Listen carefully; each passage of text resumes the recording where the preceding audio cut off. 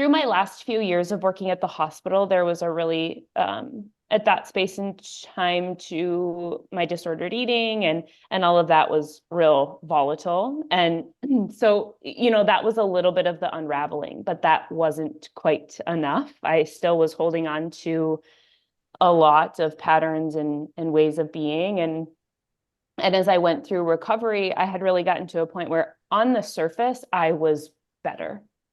My body was responding better. It was healing better. I was in all the outward sense, I was better.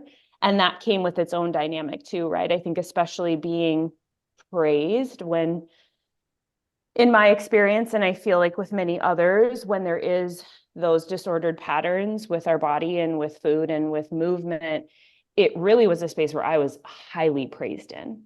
And so, and the smaller that I got, or the more intense that I worked, or the more injured that I became because I was working so hard, it was celebrated. Wow, look, like how many times I had many broken bones and many pieces from too much exertion, too much exercise. And I would be working out and getting my 10,000 steps with my crutches and doing all the things. And it was so much, right? I was making everyone happy and I was feeling good about it. Who doesn't like to be praised?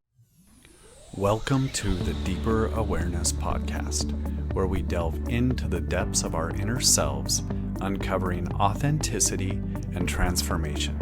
Join us for enlightening conversations on breathwork, self-discovery, and the profound journey within. I'm your host, Josh Perry, joined by the delightful Hannah Oxley. Let's begin. Hello, and welcome to another episode of the Deeper Awareness Podcast. I am Hannah, and today Josh and I are joined by one of our mentors from when we were certified for breathwork, Meghan Sanve. And I am so excited for you to listen to her story. It's so relatable, and she's just so down to earth, and it was so just amazing and fun spending some time with her. We talk about intuition and safety in your body and all good things. So please enjoy this episode. I am Meghan, and I spend a lot of my time sharing breathwork and somatic healing with other individuals and movement practices and just ways to connect back, really somebody to connect back into themselves and start to understand what that gets to feel like, and if they desire that and if they don't desire that. And, it came into my life in such steps. There was I got introduced to this, and then it followed this, and there was just this little dropping of process that then has kind of accumulated into this space. And I think if you would have told Meghan of 5 years ago, Meghan of 10 years ago, that this would be the space that she was in, first of all, I wouldn't even have known what this stuff was. And second of all, it would be so far from the path. It would be so far from the plan. And even that has had its ebbs and flows, right? To feel okay moving into something that wasn't the plan. But when you can feel how that feels in your body and the stability and the groundedness that feels in your body, it's really hard to try to shift or make something different out of what's here for now. And who knows, in a year or 5 years or 10 years, maybe I'll be doing something else I've never ever heard of. We'll see. I hope not, but we'll see. Were you somebody at one point that was like planning and like by this year, I have to have like everything? Yeah. Absolutely. I did all of the right things. I did really well in school. I got my 4-year education, went on to get my master's, went to work in the clinical setting, and it just was plodding along until it wasn't. And that there was just these moments of deep unsettling and a lot that came up in physical manifestation and emotional manifestation of that was just so not right. And there is, of course, looking back, I can see now like, oh yeah, right. Why would that be? And how are there still parts of that? But in the moment, it wasn't the most comfortable space by any means.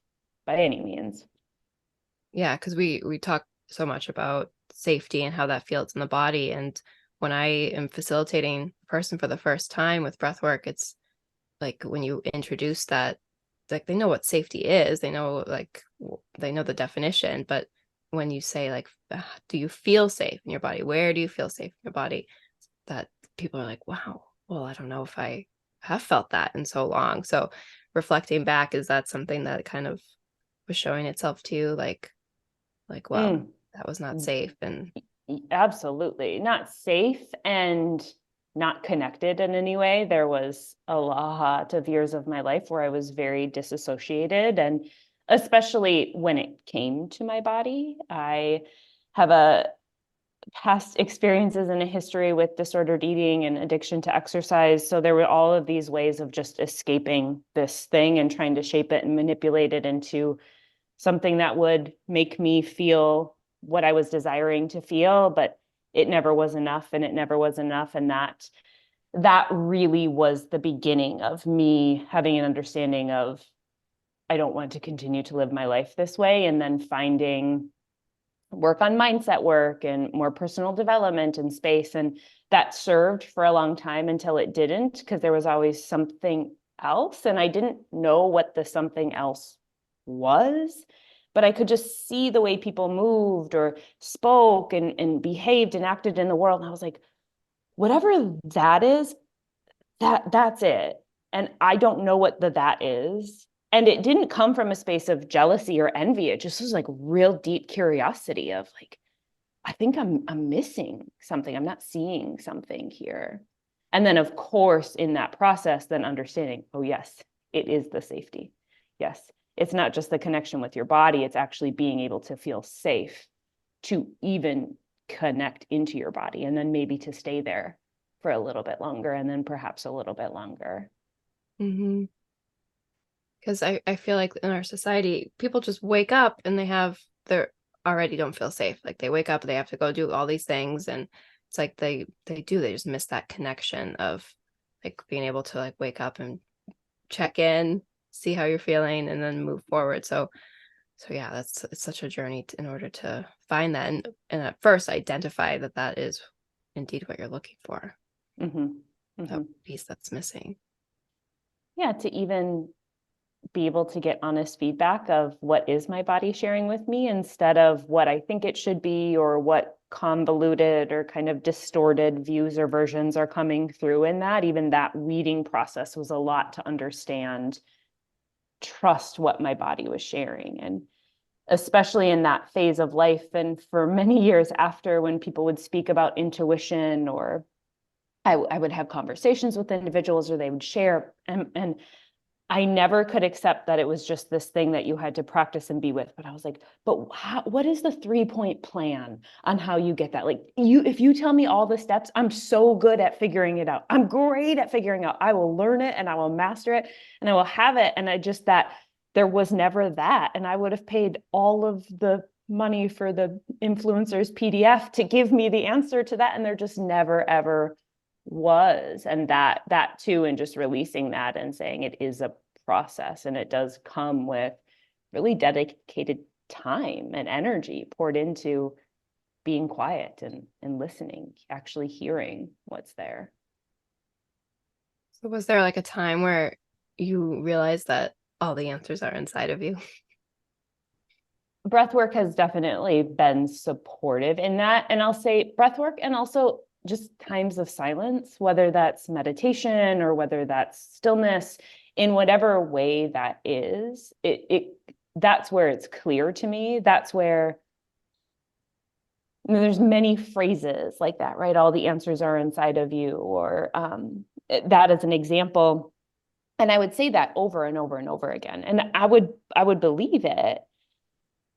But suddenly there's days where it starts to move from my brain, it moves from the words that I'm saying, and suddenly it's starting to seep its way down through my neck and into my arms and my legs and my chest. And I'm like, oh, I get it, right? Like the embodiment of it. You can, like, there's moments where I can just feel the embodiment of certain phrases or words or concepts shifting from a very cognitive space down into a deeper layer. And it's in that, it's, oh, yes, I see. I do understand the words that I'm sharing or that others are sharing because I feel it in my body, actually. I love that. It's so beautiful. So, Megan, we love to hear we've identified it in one of our episodes. It was given a name as transitional point. Ooh. So we have life going on. We're doing the things. And then all of a sudden something happens. And we often have like little moments, little life is like trying to send a little message, and it gets louder and louder and louder until it's like the 2x4 on the side of the head. So we would love to hear, like, take us back maybe to even your childhood and what that looked like, and then the aspirations of how you wanted life to look or how you were taught life should look. And then just as you were sharing earlier, that transitional point Where it all unraveled, became Mm-hmm. something different. Yeah.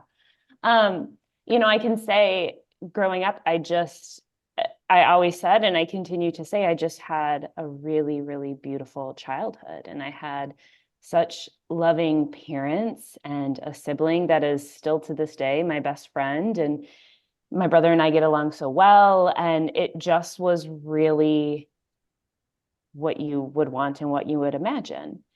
As an adult, I see a broader picture of that, and not that it wasn't, but there was a lot happening within my family dynamic. My parents had lost two children before I was born, before my brother and I were born. And I was really born into deeply, deeply profound grief. Mm-hmm. And I can, so much of what was very normal as a child, I can see now as an adult of like, yeah, that probably wasn't the whatever normal is, right? But I can see how that definitely wasn't everyone's experience, or how those pieces impacted me. And with a lot of work and reflection space, I can feel where and see very clearly where I took a lot of that on as a child. Nobody placed that on me, but I was there and I got to make people happy and I got to help them feel better. And so if I kept my role of doing good, being good, staying in that lane, people were happy and it was safe and it was great for everybody. And how that then just continued to play out. Again, as I shared, I did all the right things. I did really well in school. I got the degrees. I did all the things. I had the professional job, all of the pieces that were just perfect in the plan of that. And through my last few years of working at the hospital, there was a really, at that space and time to my disordered eating and all of that was real volatile. And so, that was a little bit of the unraveling, but that wasn't quite enough. I still was holding on to a lot of patterns and ways of being. And as I went through recovery, I had really gotten to a point where on the surface, I was better. My body was responding better. It was healing better. I was in all the outward sense, I was better. And that came with its own dynamic too, right? I think especially being praised when, in my experience, and I feel like with many others, when there is those disordered patterns with our body and with food and with movement, it really was a space where I was highly praised in. And so, and the smaller that I got, or the more intense that I worked, or the more injured that I became because I was working so hard, it was celebrated. Wow, look, like how many times I had many broken bones and many pieces from too much exertion, too much exercise, and I would be working out and getting my 10,000 steps with my crutches and doing all the things. And it was so much, right? I was making everyone happy and I was feeling good about it. Who doesn't like to be praised, right? Who doesn't like to have that? So in that, even unwinding that identity from the situation too was a lot, and still is. I can still feel that pull back and forth. And so as I went through that space and really was healthy and good, it was starting to kind of tip into a space of like, but I'm not. And the not was getting louder and louder and louder. And it was really an internal voice that was coming from. And from there, I had a relationship dissolve that was supposed to be all the things that a relationship is and have and look a certain way. And on there, adding some layers of some really deep grief and loss after losing somebody. And at that point in time, the rug just got pulled out from under me. Like everything just, the better was not doing what it needed to do anymore. And it just imploded. And it was a very, very dark, heavy season of life. And I have listened to a couple of your podcasts, and it happened in 2019. And that seemed to be a theme for many individuals in the ones that I had listened to as well. And it just, in that time, breathwork had been on my radar for about a year. And of this good thing that I should try, I had no reason why it was good or why I should try it, but it was just a good thing I should try. And in just truthfully full desperation of anything to make me feel better, I tried a session. I overrode my system and had a panic attack at the end of the session and thought, screw this isn't the thing either. And it's a combination of a higher power at work and probably, as I laugh, and it's not funny, but it is funny at this time, likely the instability that I was in. I was like, screw it, I'm going to sign up for facilitation training. And I did the next day. And I was like, what are you doing? You don't even like this thing. You hate this thing. You've had one awful experience with this thing. Like, you don't have the money. Like, what is happening? And they're like fully 50-50 higher power and just an unstable response to a situation that worked out really well in my favor. And through that, there came a lot of rewiring as I started to dive into breath work, because there was a lot from the life up to that point. And there was also a lot of harm that happened during the first session that I had. And that's on me, right? That's my responsibility. But it was a very intense session. It was not facilitated. It was a recording.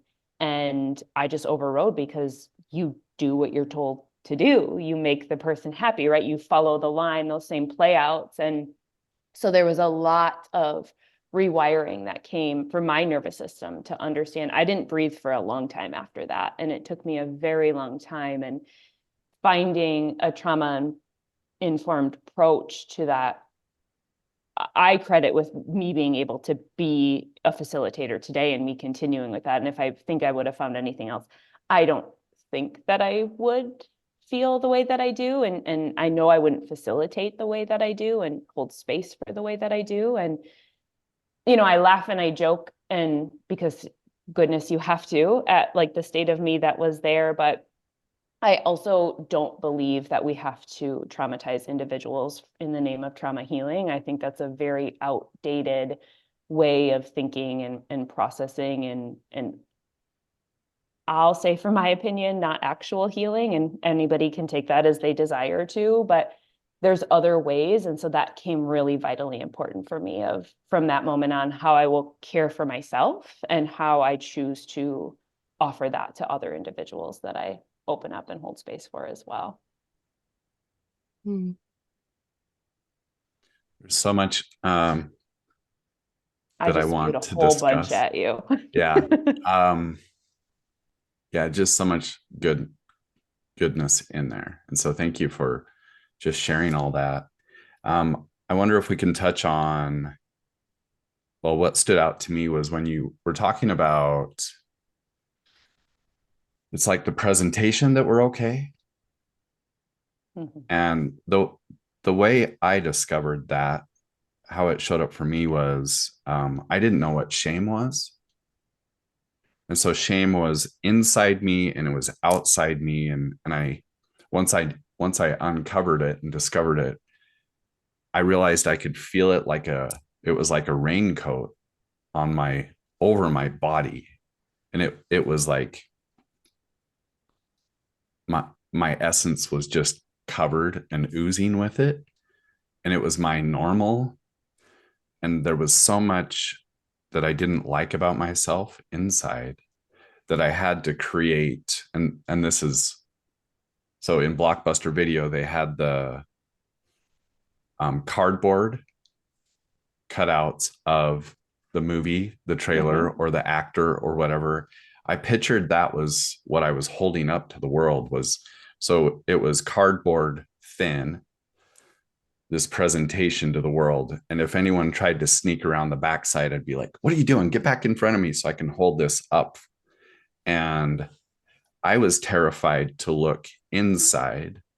And I've shared this before that I was afraid what I found inside would confirm how I felt and believed about myself. And so there was just no way I was looking inside. That was like the biggest if I was going to die on a hill, it was that I'm not looking inside. I was just adamant about that. It just felt too terrifying to look inside. And so as I have been on my journey of, I think what you said was trying to remember the phrasing, but from how I heard it was that I was a mindset coach and I was getting my mind straight. I had better thoughts, but I still felt about myself that hadn't changed because I hadn't gone inward. And so one of these times Hannah wants to interview me, so I get to share my story, but I like to have these little pockets of episodes. And so I just really wanted to thank you for naming that and bringing that forward. It feels like, so as a mindset coach, people were coming to me to help them achieve goals. And I was like, okay, if we don't uncover why you're needing to achieve, you're going to be on that hamster wheel the rest of your life. And so then I was like, no, I'm not going to help you do that. I will help you go inside and discover, and maybe you still achieve, but it'll be from a healed position instead of this, I've got to do this stuff to stay busy, to be praised. I mean, that addictive praise. Where the wheels come off the bus, right? It's the like understanding of like, yes, I have better thoughts, but now there's even a wider gap between my better thoughts and what's happening past my jaw. Like for me, that was a space of like, oh my gosh, now there's even like more static and more disconnect because like it's not happening. And that was a space for me too. Again, mindset work is beautiful and it has its place. I believe after we go into the body and kind of work from the bottom up, but that also created an even bigger loop of shame for me because everybody seemed to be able to get their thoughts right. Everybody able to seem to think their way better or think their way to this job or think their way to the thing that was next. And I was thinking so much and I was thinking so perfectly and I was doing all of the affirmation statements a zillion times a day. And I was doing all of the manifestation things a zillion times a day. And that was just this, and that's where breathwork, that thought of when my session went awry and it wasn't the miracle that everybody said that it was supposed to be, that again was the shame cycle back in me of like, I guess I can't do this thing either. I guess this thing isn't for me. And that's not it at all. It just was the approach wasn't the most supportive for what I actually needed. I'm so glad that you didn't give up on breathwork. Same. And I do think that that is where it really is a 50-50. There was something so much wiser than me that was drawing me to that and knew that the timing of that unfolded in the way that it needed to. I also believe it could have unfolded in a way that didn't have the impact on my system, and I still could have had the same result. I don't believe that I had to have that experience to have what I do, but I did. And that's my space. And thankfully, I had support and I had understanding and I had enough instability in my system to be like, we're just going to do this thing that allowed me to get to a space where I could feel solid in that and I could share it for myself and I could share it with individuals. So we understand, having gone through the program, Can you talk to our audience about specifically like what happened in that breath work that was too much for your system? And then what does a better way to do it look like? Yeah, I sure can. I will gladly share it to anybody who is willing to listen. The first thing was it was a recorded version. It was a recorded session, and it was probably about 45 minutes long. For somebody who, in my state, I was in immense grief and really just like really didn't care if I was alive or not, to be honest with you. I came in such a unstable space, such a dysregulated space for my nervous system and every part of it. So sitting and being with your breath or being in stillness for 45 minutes, even, I'll be honest, even now for me, it's a long time. It's a long time. So there was a lot of time in that for my brain to really go haywire. And suddenly what was happening with the breath, it was a recorded session. So there was no prep ahead of time. I had no idea what breath work was. I didn't know what to expect. I didn't know that I was a sovereign being. I had never heard the word before. I didn't know that I could say what felt good, what didn't feel good, what I didn't know I could change or stop or slow down. None of that was shared at the beginning of the session. It was, here's a breath. Let's put on some intense tribal beats, breathe a 3-part breath as intensely as you can. We'll come back at the end. And so that much intensity on my system that one had never felt it before, two was extremely dysregulated at the time and just in general. All of these emotions and all these sensations started to flood forward. And I'd worked a long time to shove everything deep down and deep somewhere in the dark space. And so for all of that to come up at once, I didn't know my system didn't have the capacity to hold that. I was just sobbing and it was too much. And the breath was getting too much. And I so viscerally remember the feeling of like, this doesn't feel good. This doesn't feel good. And it was just this build. It just kind of felt like it was starting to get away from me. And in that moment, then came just a panic state. And I had had panic attacks in the past. That wasn't new to me, but it was the first time where I was really just still in quote unquote, nothing was happening. And all of a sudden I was in this full state that I couldn't come back from.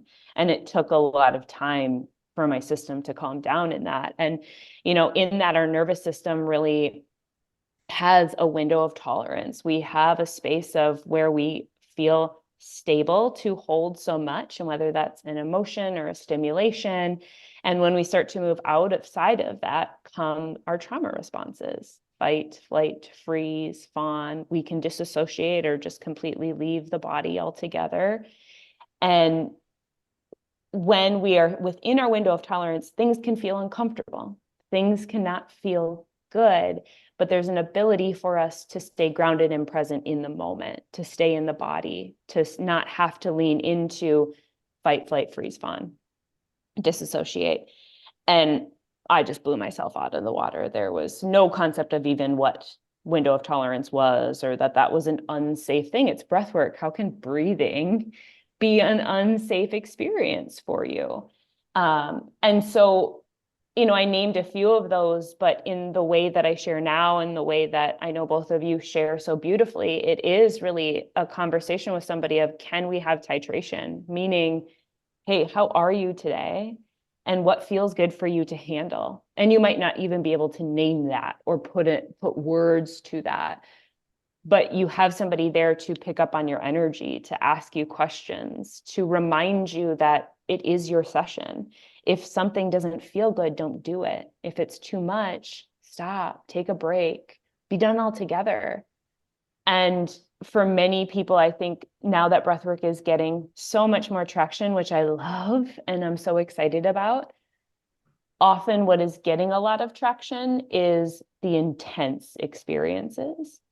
And because the way society has conditioned us and the way that we believe, so much of us, I believed that is really the only way to have transformation, is to have a deep, deep, intense experience. And it's not. Intensity doesn't equal transformation. Duration doesn't equal transformation. Some of my most profound sessions are me just lightly breathing, laying in stillness, and big things or big emotions start to move and process through. So that reminder of the intensity doesn't equal the transformation, and the allowance to say, hey, this is actually what I need. I don't care what person has, what title they have. I don't care what microphone they have. I don't care whatever, like their professional setup is. If it's not right for you and your body, you don't do it. Please don't do it.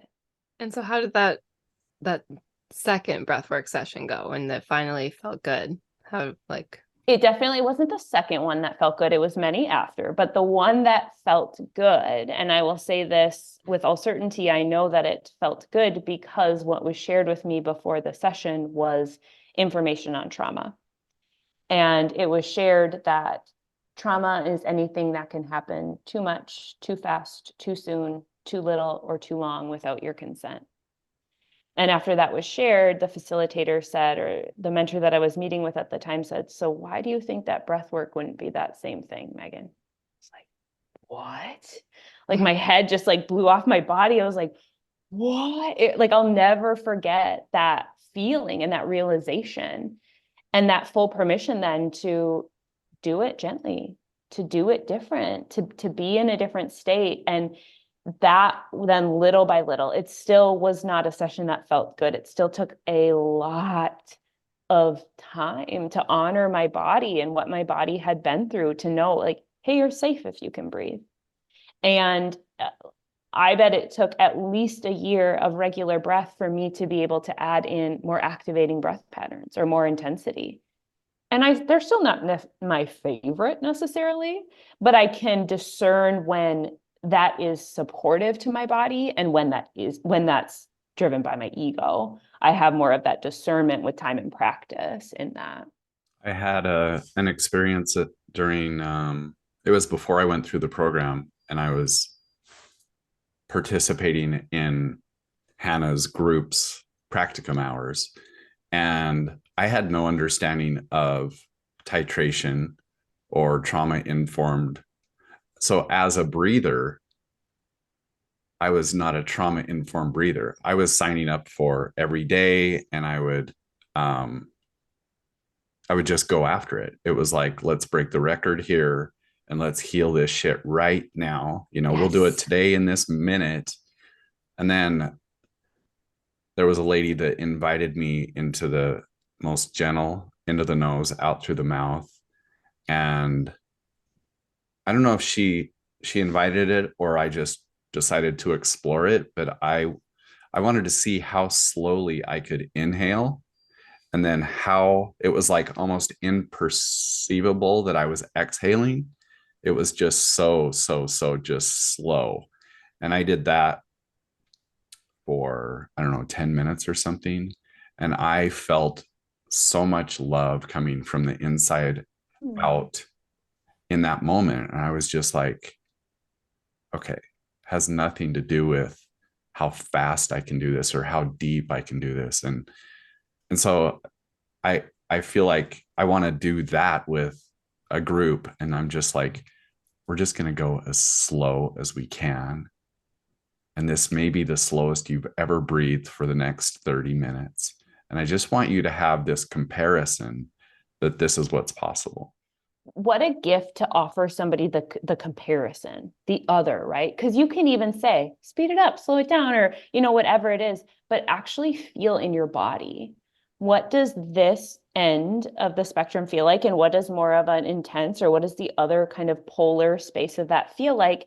And then let your pendulum swing somewhere in the middle, or see where you might stick or land one space, but to actually feel that instead of just hear what that is, it makes all the difference. It gives something tangible for somebody to be with.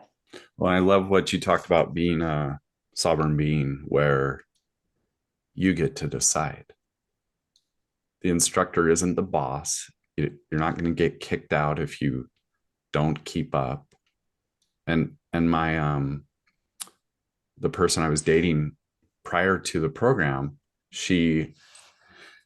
we purchased these, they're called Muse headbands, and they're brain sensing. It's like an apparatus that goes on your forehead and then behind your ear, and it tracks your brain and your heart. And it has an app. And we put on this breathwork one. This is like 3 years ago. I didn't know anything about anything. And it had this like keep this cadence. And it was just like you're describing, the pre-recorded stuff has no connection to the being on the other side, the person that is doing it. And so she was going, just trying to keep up. It was too much. Mm-hmm.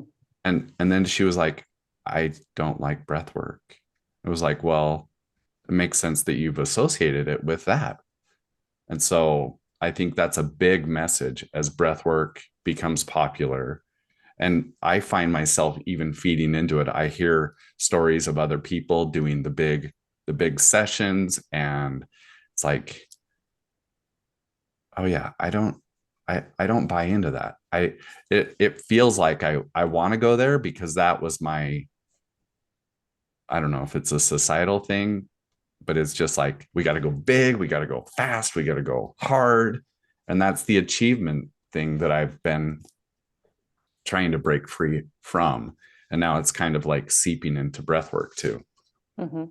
As intense as possible. I think this is where it comes from me, right? As intense as possible, because then whatever I'm in, whatever I'm feeling, whatever I'm working through, or whatever I think needs to be healed in me, then my hope is if I do it intensely enough, I'll just mystically be healed after one session and like have amnesia from all the painful memories and not have to feel it. Like that will just be the elixir that fixes me. And then when it doesn't, I'm like, what the hell?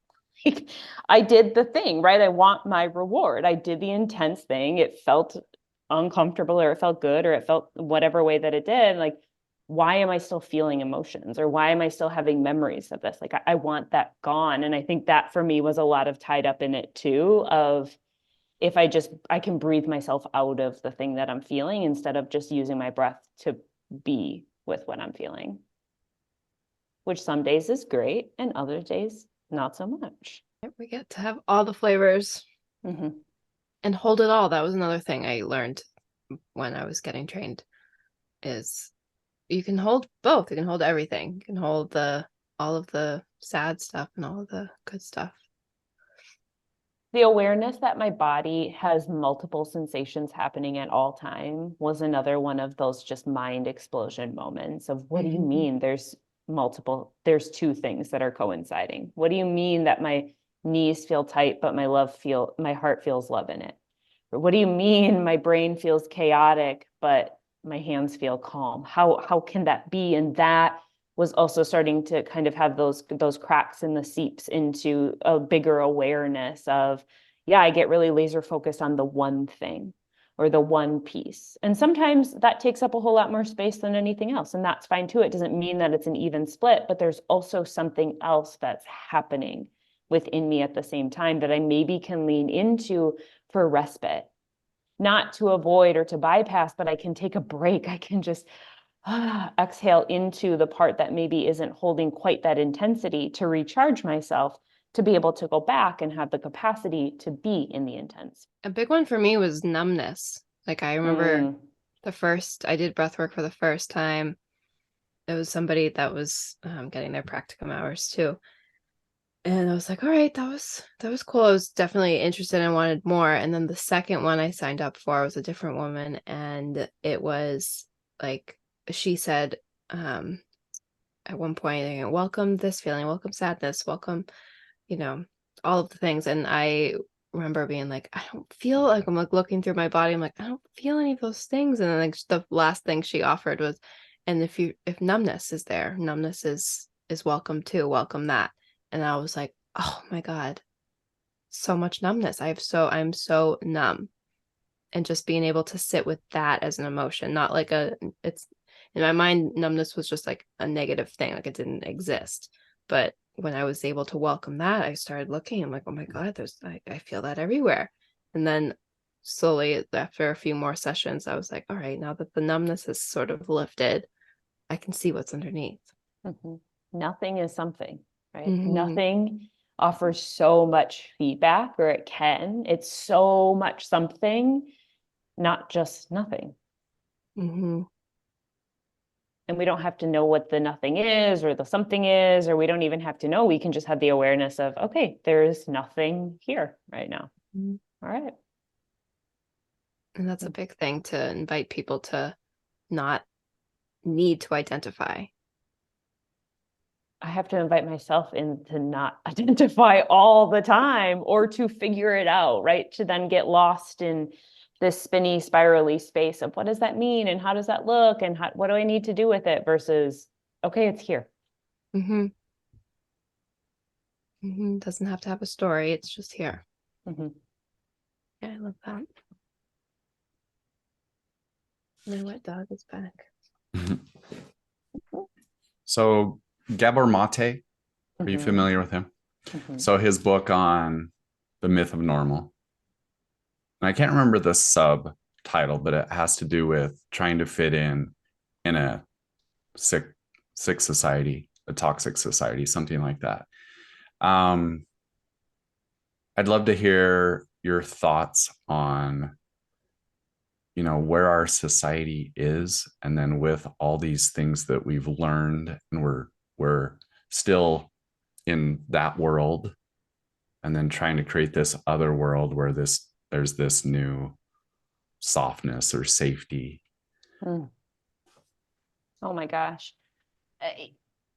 Yeah, to see the way that the collective operates, you really kind of pull back. And I think, Josh, pulling in your share on offering somebody a really slow experience with breathwork so they can feel and see something that's different versus what is the typical space, right? That's in the same way as I started to expand and explore into the space and see and feel something different than what the conditioned patterns are, than what, when I look out and I go outside, everybody seems to be falling into, or that hustle or that grind, or the things that we are celebrated for, the way that we have to show up just so we can earn money and have a home and eat food, right? Even just the basic things for us to survive are such ingrained in the go and the push and the do and the override and the trajectory of, you do the perfect thing, you get the good grades, you do the thing, you end up here and you have this,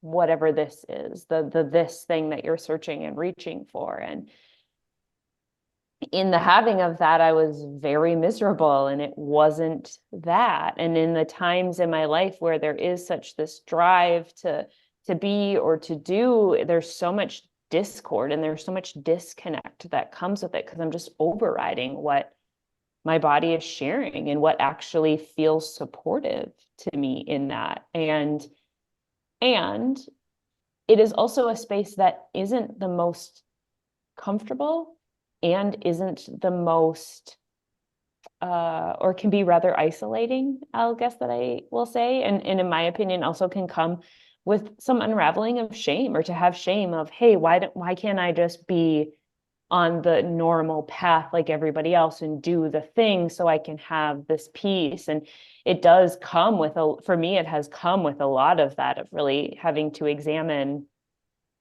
yeah, you can go back to the way that you lived before and the way that many others do, and that didn't serve you. So this is just a different, maybe stretch or feelings of discomfort, but ones that are ultimately moving me in a path that does feel really aligned and does feel really supportive. And I think as more and more people are sharing connection practices, are sharing breath work, are sharing somatic offerings for people to feel and sense something different, there is more of an awakening or an intrigue of, hey, these things haven't worked or they haven't been working. I wonder if there's something different. And it's starting to grow and build, which is exciting. And when there's shifts in society, that feels like, or when there's shifts for us individually, we can look at it as a personal level or as a societal level.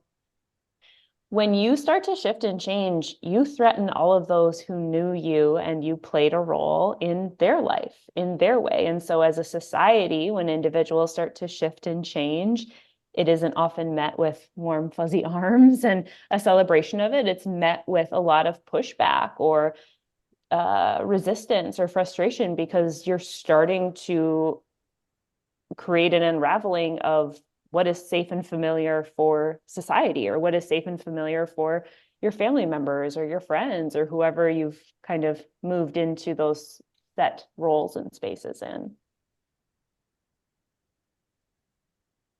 And that's why I get so fascinated too, because I just feel like the collective is like women are starting to want to, be healers again, and just finding that role of masculine and feminine, and just how everyone has had this weird thing in 2019 of like needing like those little whispers became that 2x4 over the head. I love that one, Josh. And just how that something has to change right now. And I feel like there's so many people in my life that are feeling that and following that call. And thankfully they are, those who are, and those who aren't there yet. We all get to have our own timeline as well in it. It doesn't mean that there's one way. It doesn't mean that I'm doing anything right. It means that I'm doing something that right now suits me. And if others want to be supported in that, I'm happy when and if and how they need that. But there's also, I don't know, who knows if I'm doing the thing that we're supposed to do, but it's fitting and it's working now. So that's where I'm going to stay until it no longer does, and see what shifts from that point in time. And there was a time I was so nervous for like, I remember being like, I'm comfortable now. This is how I want it. But through breath work, I've been able to get excited for that unknown of knowing that everything is temporary, good and bad, and just trusting that I'm in the right place at the right time. What has helped with the trust? The breath itself or other pieces? What's helped feel stable in that trust? Definitely the breath, just the medicine of it, but also being vulnerable and allowing to be held in a session. Like that was so foreign to me. And like that feeling of, and I say it in most of my sessions that I offer people, it's like I introduce with that. I'm like, this sense of held, because that was so transformational for me. Just that I'm like, okay, held. Like, what does that feel like? You instantly for me, I go back to like being held like as an infant, like trying to think of how that felt. And so that's where that trust comes from for me. It's co-regulation, baby. Yeah. I love that, because we haven't talked about that yet, right? Like the power of another individual supporting you in that. And that's been a piece for me too, right? Very hyper independent. I got it. I can do it. I'm good. Also in that came with, if I got to do it by myself, no one had to see if I had an emotional experience, or I didn't have to be weak or vulnerable in front of everybody, all of those pieces, right? So that part in itself as well is community. Oh my gosh. Being held and supported. I was listening to a podcast a while back, and they were talking about studies that they have been doing on trauma, and individuals that have similar or have gone through the same traumatic event, those who heal and have a really stable community, family, church, school, whatever it is, like it didn't have to mean one thing, but those that have community, the way that they are able to process their trauma is exponentially deeper and with more fullness than those who don't have community around them to support them. And that was really profound for me to hear, not just hear the words, but to see there's actually a lot of data that's showing that too, of why community is so, for many reasons, but why that is one reason why community is so vital to be held, to be nurtured. Yeah, I remember right before COVID, like that was the first time I ever actually did yoga. Like I lived like so long of my life, and people always assume they're like, you must be a yogi person, like just the way like I don't know, wore yoga pants or something. And I'd be like, no, like never done it. And so like the first time I did it, I think that like the sense of community was really what really hits you there. It's like, why do I feel so, in a different ethereal space after just stretching with a bunch of people? It's because you do feel that sense of like oneness with everyone. And then during COVID, I remember being like, oh, because I am such like, I can be so why can't I think of my words? just like a homebody. Like I'm introverted and like an extroverted introvert, one of those. And so during COVID, I remember being like, oh, I was just getting used to like that feeling of community. And I was really starting to expand into that and being more comfortable around people.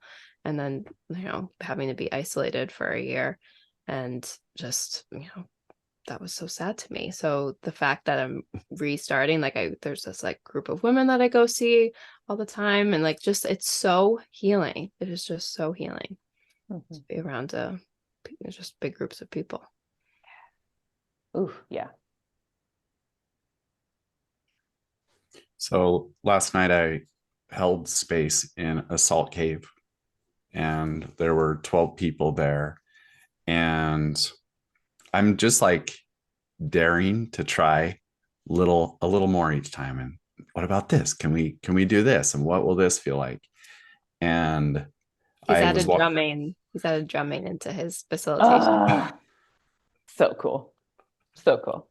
So last night, well, if I back up like a week and a half ago, I was watching a video, and this woman that was the teacher, the instructor, had everybody start off by holding hands and just feeling the energy of the group, connecting in a circle and creating an intention from that space.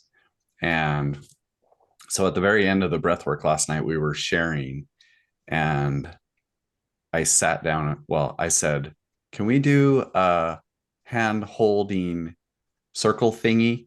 And they were like, yeah, let's do it. And so I sat down. And so 13 of us just held hands, closed our eyes, and just, it was right after the sharing. And so like hearts were open, we had just breathed, and there was a safety in that. I feel like if I would have asked to hold hands on the front end of that, everyone would have been like, what? No, and so it's, and I just like the idea of showing up as strangers and leaving as family. Like I really want to nurture that and create spaces and events where that gets to take place. But I have to go there first, where I'm not reading minds, where it's like, nobody wants to do this. It's like, well, maybe we need to do this. I was just going to ask, is there, when something comes in like that for you, especially when it's the first time, is there thoughts that go in your mind or something that moves up through your system that's like, oh, I don't know if I should do this hand holdy thing? Yeah. And it's like my intuition is like, this is what humans need. This is what we're missing. And then my brain's like, but society does this. And so if I go with that gut and just speak it, I'm getting to a place where I'm feeling more confident doing that, where before my mind, that fear would take over and I wouldn't speak it. And so it's been fun just daring to go there with my events just a little bit at a time. It's the titration of the event creation too. Mm-hmm, mm-hmm. Yeah. And the part of, I have to be willing to go there too, because I can tell when something drops in like that for me and I'm uncomfortable. Mm-hmm. I'm like, oh, they would hate that. Or then, right, I'll create this whole story of how everyone will hate it and they'll be unsafe, like this, whatever tangent that I go down. It's like, hey, just do this thing. And also examine where that's coming up for me, where that's an edge for me. And maybe I'm the one that needs to be in the group doing the hand holy thing at the end of the session more than any other of the 12 people that are there participating in it. Yeah. And when you learn trauma-informed practices, you just start to become trauma-informed in your life, right? You start to think about titration in not just when someone's on the mat. You learn to think about consent and understanding and the sovereignty of individuals in everything that you do. It just becomes baked in your DNA, which is cool, I think. Mm-hmm. So what does your life look like right now? What excites you about things that are coming up that you're creating? Ooh. Life right now looks like I get to teach breath work and yoga and movement and somatic healing and share that and mentor that for individuals, whether that's within pause and whether that's outside of it within my own practice. There's a few retreats that are getting baked up, which is really exciting. A winter retreat and then one in October next fall that's coming down the pipeline. So that feels really exciting. And for me, the transition of seasons, I'm in Minnesota. I am so ready for like full winter to be here and to soak up all of that. And there's just a really childlike excitement for like the big snowfall that's coming. And like there's that like really aliveness. Like if you talk to me in about like probably like 12 weeks, I'll be really annoyed that it's still here and like really ready for something else. But right now, here in this moment, it really excites me. Mm. Yeah. I just got invited to a winter solstice gathering. That's Oh, one of the groups that I go to, and they have drums and they're it's a mostly Brazilian community, and so they always just bring like all this just like Amazon feel to them, and it's just so cool. fun. So I went to it last year, and it's a reminder to celebrate, even though the winter is dark and cold, but there's like so much to be learned. Mm-hmm. Mm-hmm. The permission that season offers, right? Or can Mhm. offer. Mhm. Yeah. So it is Yeah. exciting. Mm-hmm. So Megan, they talk about our mess as our message, and the things that we overcome are the things that we love to help people with. Is that true in your retreats? Like, is there a specific thing that is really like passionate for you to kind of share with the world? Yeah, I think the ability for individuals to, in the retreat space, to have this dual experience, to have this deep connection with yourself, but have the deep connection with community. Mm. And really paralleling the things that we've talked about and shared today, right? Is how are there moments for them to access safety or awareness of themselves, but then feel that they're not alone in that. And to see the participants share and speak life over one another and share light and just laugh. Or we had a retreat in October, and I don't remember the last time that for that many days I just laughed and laughed and laughed and laughed. And there was such joy and play and lightness. So it wasn't, we weren't always in the work and in the doing of it. It was the real integration came in the moments of just sheer stupidity and just lightness and such joy and really that wonder, that like youthful wonder and play. Yeah. And that's an edge for me, right? I think that that's come a lot of, there's not, that play is more of an edge for me. So to see it and be a part of it and hold space for it all at the same time, so healing, so supportive for me in my journey. So I get to take individuals deeper in that as well. So I just wanted to reflect my experience with you. Is there is a lot of embodied play and joy. That it feels like there's a depth of joy, of aliveness. And so it just, yeah, feels really good just to hang out with you. So I'm like gonna cry. Thank you. Thank you. I appreciate it. I'm glad. I'm glad, right? I hope that somebody can take something positive away from it. And if not, that's okay too. But that's my intentionality anyway. And just the authenticity of like, especially when you mention play, like I'm on that same edge of like play. Like, am I gonna look silly? What are we playing? But being able to go through that, and then even if you're going through that while you're hosting a retreat, like just being authentically like, I'm going through the same thing right now, and it's even that much more beautiful that, there's no dogma of somebody being the better, the more enlightened, whatever it is. It's like, it's just being able to be like, no, like we are all going through this little journey together, whatever it is. So that's beautiful. Yeah, that's really important to me for other individuals to know. I'm the first one to poke fun at myself or laugh when I say something ridiculous or, whatever it is, or to say like, hey, this is an edge for me, or, oh my gosh, I did all of the things that we know we're not supposed, like, I'll own up to all of that because that feels good to me. And to me, if I present it in a different way, I don't know that I could stand in integrity with myself and really show up in a way that I feel that I could support other individuals in. Mm-hmm. Mm-hmm. So with that in mind, you mentioned early on about intuition Mm-hmm. and wanting the 3-step PDF. I still want the 3-step PDF. So if anybody has it, I'll buy it from you for $99 on your Black Friday sale. So can you talk to just that? I guess it's like a slow practice. It's slower than we want. It's slower than we think. And like your experience on, I mean, that desire, right? To be led or guided from within or above or whatever that means. Mm-hmm. It is that, right? It is a lifelong practice. It is a slowing down to hear, to feel. And I really needed to start that space with things that weren't charged or that I didn't have deep emotional ties to. One of the 3-step practices was to feel into your body and, see how your body responds. Do you lean forward? Do you lean back? Is there a sway? Like if you answer a yes or no question.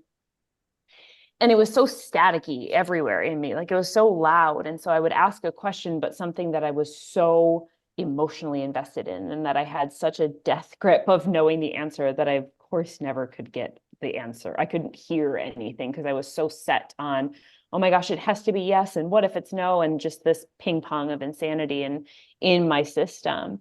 And so learning how to just be still and be quiet. That doesn't mean that my body's still, but can there be a stilling of thoughts? Can there be a stilling of my breath to have an open space within my body to hear or to feel or to sense something? And then starting with the most mundane thing, like it doesn't matter, right? Should I wear this or this? There was a fun game of like, what song do you think is going to be playing on the radio? Or like, what way should you take to get to the gym? What path should you go? And just these really open, neutral questions to come forward in. And the more then that I had some proof or some stability in that, then I could start to listen to some of the bigger things or something else that was, and really understanding how that moves through my system, how that looks, how that feels, and trusting some of the things. And in that too, from here, I can say, knowing that I can't mess it up. I can't pick the wrong thing. Whatever I pick is the thing that I get to pick, and it will get me to where I need to be. It just might not look like I have it planned out to be, and releasing that deep attachment from it has to look or feel this way for it to be whatever I think it's going to be in that space. And breathwork has been really helpful for me in facilitating breathwork to feel in my body. And when I'm holding space for another individual, oh, I can feel what's happening in their body, or I can feel what's happening in their energy. And honestly, again, like hearing the validation of that, when a breather will share that at the end, I'm like, oh, I got it. Like, that's what I felt too, or that's what I sensed. And so as I speak to the students, I'm like, let there be some validation in that. That's not a bad thing to feel excited or to have a connection when you hear or see something and you felt it or you knew it. Like, let that work for you as well. That's the most fun, is like really getting in tune with your intuition. And Like, yeah. I did it. I get Mhm. it. Yeah. Mhm. Yeah. Because we all have that knowing. We do. We just have to find our way to get it, to feel it, to sense it. And we always ask for at the end, if there's a message you want to give to our listeners, what would it be? Oh, don't buy the 3-plan PDF on how to listen to your intuition. No. if there is any piece, any little nudge or just an inkling from anything that you hear in this, get curious about that, lean into that. And whether it's something that Josh or that Haley or myself shared, or Hannah shared, or myself shared, I'm such a great guest on a podcast. I get that all the time. I get Haley all the time. I don't know where that came from. Used to it. It's her last name and her first name. I think so. Squished. I think so. That's it. I think that's what happened, because I literally get it all the time. Well, thank you for making me feel less like an ass than I do right now.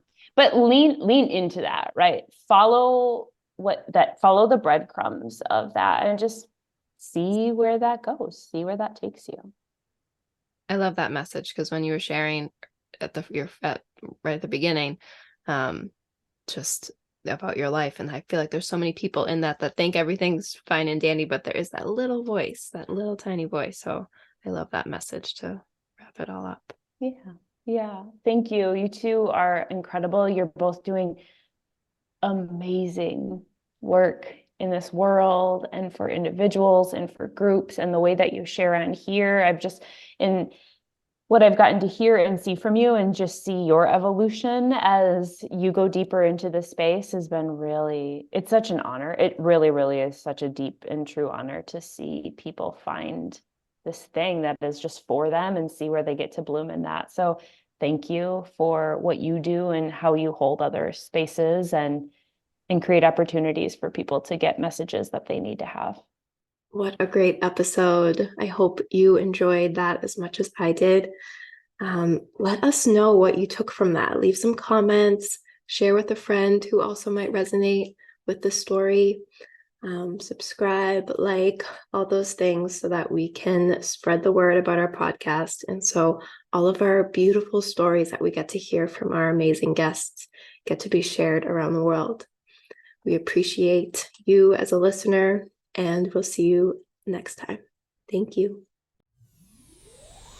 Thank you for listening to the Deeper Awareness podcast, where the journey of self-discovery and inner growth continues to unfold.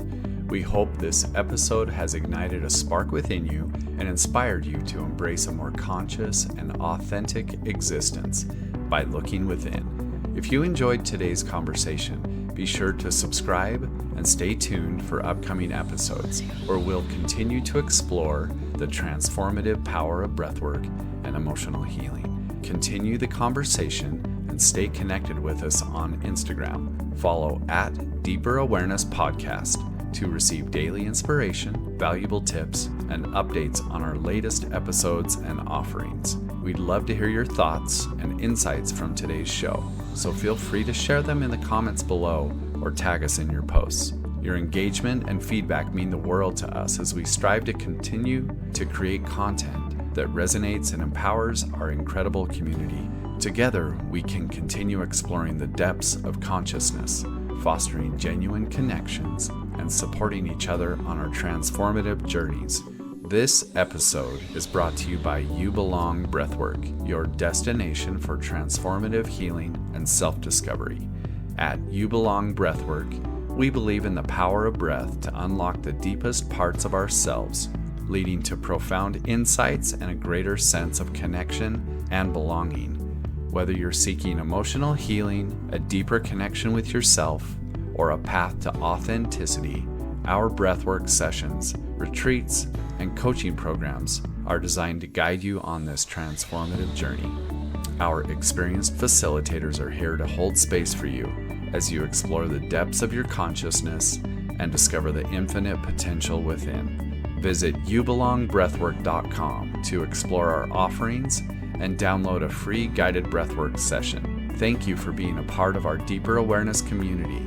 Stay connected, stay curious, and may you embrace your true essence with love and compassion. Goodbye for now, and see you in the next episode.